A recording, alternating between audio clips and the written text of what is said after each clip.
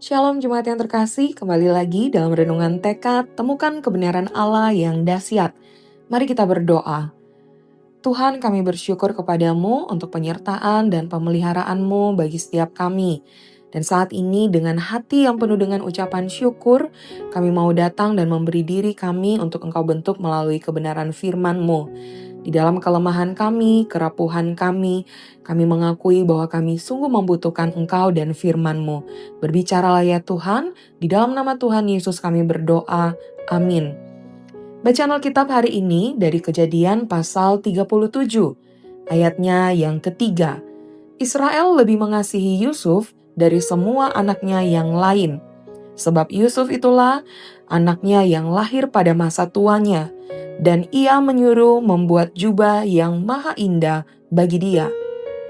Saudara-saudara, seorang ayah sangat mencintai anak bungsunya. Setiap kali ia pulang kerja, ia selalu membawakan hadiah istimewa yang tidak diberikan kepada anak-anaknya yang lain. Niatnya baik, ia ingin menunjukkan kasih sayangnya. Namun, tanpa disadari, kasih yang tidak seimbang ini justru menumbuhkan iri hati di antara saudara-saudaranya. Kejadian 37 ayat 3 menunjukkan bagaimana kasih Yakub kepada Yusuf, meskipun tulus dan wajar, justru menjadi batu sandungan bagi keluarganya. Orang benar pun dapat memiliki kelemahan yang tidak disadari. Yakub adalah seorang yang bergumul dengan Allah, yang namanya diubah menjadi Israel dan menjadi bapa bagi 12 suku bangsa pilihan. Namun Alkitab dengan jujur mencatat kelemahannya. Israel lebih mengasihi Yusuf dari semua anaknya yang lain. Sebab Yusuf itulah anaknya yang lahir pada masa tuanya, dan ia menyediakan jubah yang maha indah bagi dia. Kejadian 37 ayatnya yang ketiga. Surah kata lebih mengasihi menunjukkan adanya ketimpangan kasih. Yakub mungkin tidak bermaksud jahat.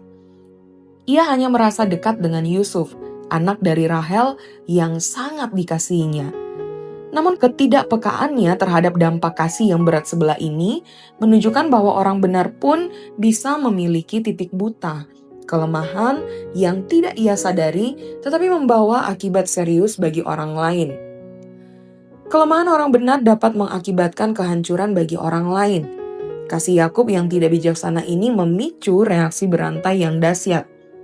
Ayat selanjutnya mencatat, setelah dilihat oleh kakak-kakaknya bahwa ayahnya lebih mengasihi Yusuf dari semua saudaranya, maka bencilah mereka itu kepadanya dan tidak mau menyapanya dengan ramah. Kebencian ini tumbuh menjadi konspirasi, dan akhirnya mereka berniat membunuh Yusuf, lalu menjualnya menjadi budak. Kelemahan seorang ayah yang saleh, ketidakmampuannya mengelola kasih secara adil, menjadi pemicu penderitaan besar bagi anak yang dikasihinya dan perpecahan dalam keluarganya. Ini adalah peringatan bahwa dampak dari kelemahan kita, sekecil apapun, dapat melukai orang-orang di sekitar kita, terutama mereka yang paling kita kasihi. Kisah ini mengajak kita untuk introspeksi dan mengandalkan anugerah Allah. Alkitab tidak menyembunyikan kelemahan para tokohnya.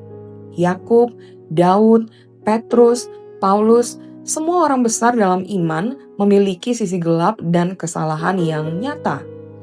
Hal ini mengingatkan bahwa tidak ada manusia yang sempurna, sekalipun ia dikasihi Tuhan. Kita semua memiliki potensi untuk menjadi batu sandungan bagi orang lain, bahkan dengan niat yang baik sekalipun. Karena itu, kita dipanggil untuk terus-menerus memeriksa diri.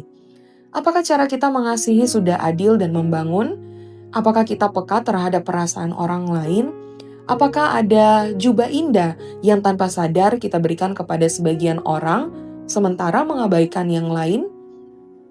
Satu-satunya pertahanan kita adalah kerendahan hati dan kesediaan untuk dikoreksi, serta mengandalkan anugerah Allah yang memampukan kita untuk hidup bijaksana dan peka terhadap sesama.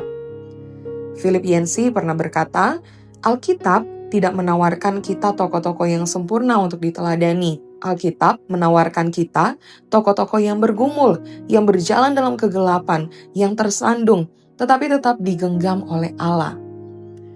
Kejadian 37 ayat 3 mengajarkan kita bahwa menjadi orang benar tidak berarti bebas dari kelemahan. Marilah kita belajar dari kesalahan Yakub, menjaga kasih kita agar tidak berat sebelah, peka terhadap dampak tindakan kita, dan senantiasa rendah hati mengakui bahwa kita pun bisa menjadi sumber kehancuran bagi orang lain. Namun syukurlah anugerah Allah sanggup memulihkan, bahkan dari kehancuran yang paling dalam, seperti yang ia lakukan dalam kisah Yusuf, mengubah niat jahat menjadi kebaikan yang besar, seperti yang dicatat dalam Kejadian 50 ayat 20. Mari kita berdoa. Tuhan tolong kami supaya di dalam segala tindakan kami, atau mungkin juga di dalam perkataan kami tetap terus peka akan segala sesuatu, orang-orang, situasi, dan juga kehendak-Mu. Tuhan tolong kami supaya apapun yang akan kami kerjakan di sepanjang hari ini, dengan siapapun kami berrelasi, biarlah kebenaran firman Tuhan ini boleh menjadi dasar yang akan menuntun kami, membawa kami di dalam perjalanan indah kami bersama dengan-Mu ya Tuhan. Terima kasih Tuhan Yesus. Ini doa kami, terima kasih untuk firman-Mu. Amin. Selamat melakukan kebenaran firman Tuhan yang dahsyat. Tuhan menolong setiap kita. Dan bagi saudara-saudara yang butuh dukungan doa, silakan bisa menuliskan di link yang telah kami siapkan. Sudah bisa menuliskan di sana dan kami akan mendoakan setiap pokok-pokok doa yang ada. Tuhan memberkati.